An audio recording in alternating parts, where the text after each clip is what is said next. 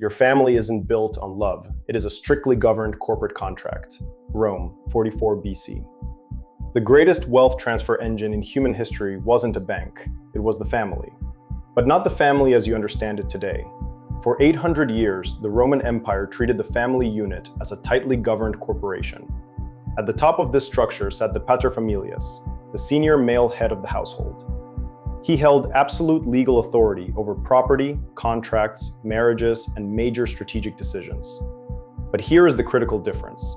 He didn't rule by personal whim or emotion. He exercised that immense authority through hard, written mechanics, documented succession protocols. I've watched brilliant tech founders build billion-dollar companies with flawless corporate governance, yet they run their own families like undocumented sole proprietorships, and they fail. Let's look at the systemic mechanism the Romans used to prevent this exact collapse. The physical artifact of Roman succession wasn't a vague promise made at dinner. It was this: the wax tablet will, a legally binding corporate charter for bloodlines. These tablets weren't kept in a desk drawer. They were deposited in a high-security vault, the Temple of Vesta, guarded by the Vestal Virgins, the ancient equivalent of a cryptographic ledger. Romans understood that wealth transfer required indisputable proof of intent, no assumptions allowed.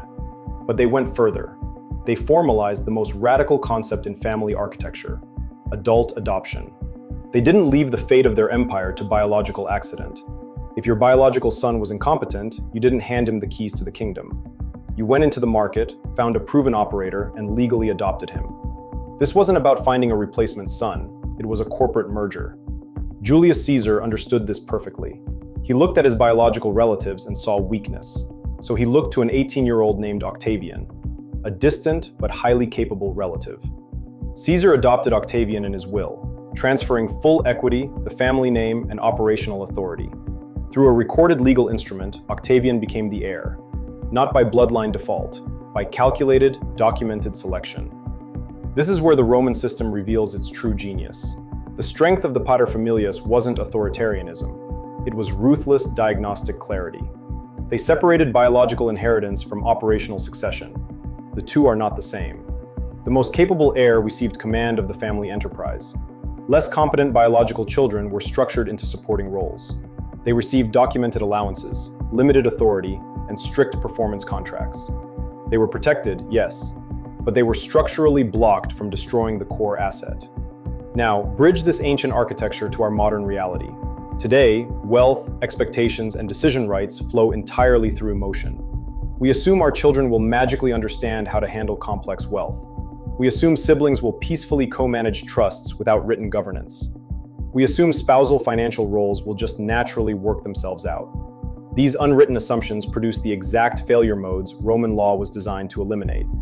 Founder family failure always manifests in the same predictable patterns: undocumented expectations of which child inherits the operating company, ambiguous trust structures that violently fragment under inevitable sibling conflict, spousal financial roles defined by default rather than explicit agreement, and adult children whose financial allowance has absolutely zero performance criteria attached. I lost my first marriage because I built a company but ignored family architecture. I thought love was enough. The Romans knew love is a terrible governance structure. This brings us to the first diagnostic takeaway: the default inheritance trap. Founders avoid hard governance conversations with their families because they feel cold. They don't want to treat their kids like employees. It feels too corporate. But avoiding the conversation doesn't eliminate it. It merely postpones it. You are pushing the conflict to a moment of maximum crisis.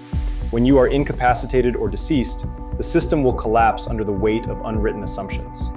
The Romans didn't rely on hope. They relied on the Paterfamilias framework. You must apply this same discipline to your family architecture today. Step 1. Document the operational succession plan entirely separately from biological inheritance. If your daughter is a visionary, she runs the board.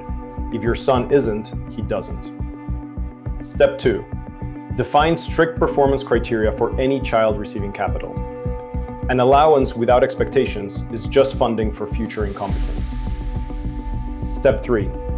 Formalize the spousal role with explicit authority boundaries. Who makes the call when the primary wealth creator cannot? Write it down. Step 4. Treat the family unit as a corporation that requires written bylaws, because a family without bylaws will not survive multiple generations of stress. We build complex term sheets for seed investors we barely know, yet we hand over generational wealth to our children on a handshake. It is a massive cognitive dissonance that highly logical people completely ignore. The Romans built an empire that lasted centuries because they engineered the foundation. They knew that human nature is fragile, greedy, and prone to emotional decision-making. The wax tablet was the firewall against human frailty. It forced clarity. It forced the Paterfamilias to make the hard choices while alive. When Caesar chose Octavian, he bypassed the emotional trap of default bloodlines. He chose the survival of the enterprise over the feelings of his relatives. Octavian became Augustus, the first emperor, proving the system's ultimate efficacy.